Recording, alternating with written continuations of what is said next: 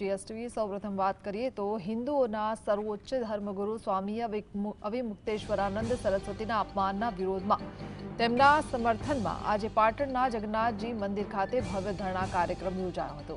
આ કાર્યક્રમમાં પાટણની વિવિધ ધાર્મિક તથા સામાજિક સંસ્થાઓના આગેવાનો, સનાતન ધર્મને પ્રતિબદ્ધ વરિષ્ઠ નાગરિકોએ મોટી સંખ્યામાં હાજરી આપી હતી। શંકરાચાર્યના સમર્થનમાં 2 દિવસીય કાર્યક્રમનું આયોજન કરવામાં આવ્યું હોવાનું પણ જાહેર કરાયું છે।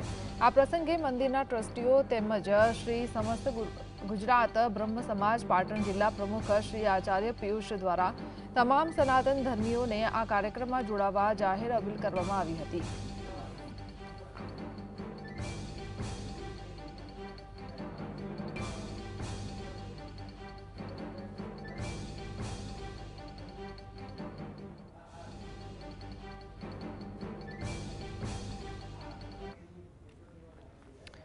સંવાદદાતા અલ્કેશ જોડાયા છે। જી અલ્કેશ,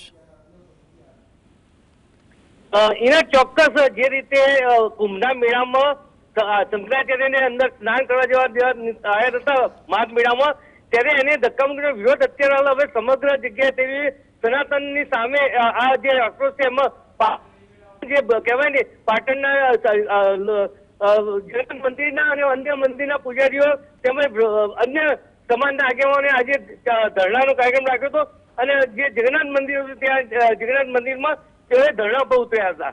જી, જી આભાર।